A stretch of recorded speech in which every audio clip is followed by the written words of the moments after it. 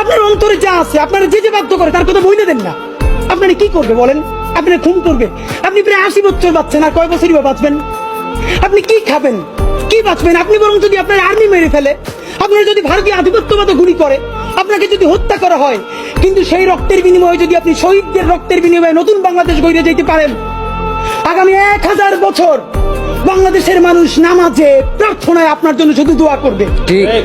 বুড়ো মানুষটা থেকে শুরু করে শিশু আপনার বক্তৃতা শুনে মাননীয় উপদেষ্টা কতক্ষণ জানেন? যতক্ষণ আপনি জুলাইয়ের জবানে কথা বলেন।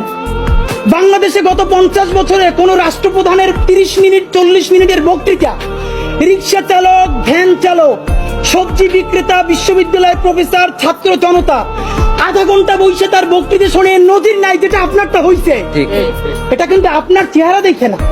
আপনি রাজনৈতিক দল করছিলেন, ফেরও করছেন, কিন্তু এইবার যে আপনার এই বাংলাদেশের পক্ষে হৃদয় নিংড়ে ভালোবাসা, আপনি যখন বক্তৃতা করেন আপনি আর্টিফিশিয়াল কিছু বলেন না, কিন্তু আপনি যখন ঘোষণাপত্র বললেন আপনার চেহারায় আর্টিফিশিয়াল ছাপ।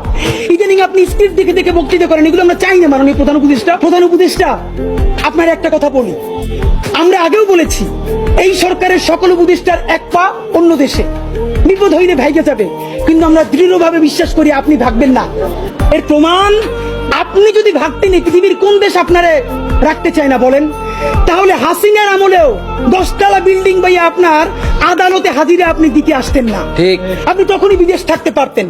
আপনি এই দেশে থাকতে চান বলেই আপনি আসছেন, আমরা বিশ্বাস করতে চাই।